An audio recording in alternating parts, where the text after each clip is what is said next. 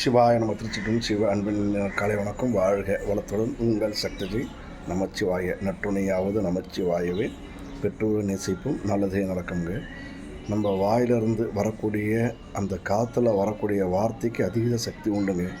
நம்மளை வாழ வைக்கிறதும் கீழே விழ வைக்கிறதும் தாழ வைக்கிறதும் உயர வைக்கிறதும் நம்ம வாயிலிருந்து வார்த்தை பெரிய பங்கை வகுக்குதுன்னு புரிஞ்சுக்கிட்டால் சிறப்பாக இருக்குங்க.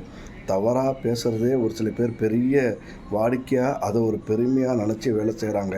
அப்படி அது கிடையாதுங்க.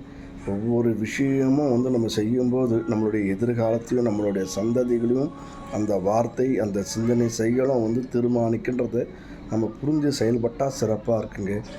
அதாவது தவறாக பேசுகிற வார்த்தைக்கு என்றைக்குமே நம்ம அடிமையாகவே ஆகணும்.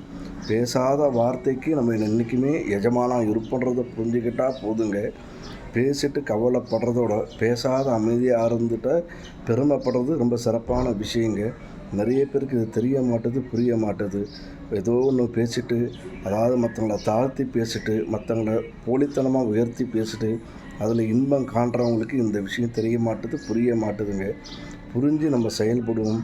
என்ன மழகானாலும் எல்லாம் அழகாகும்.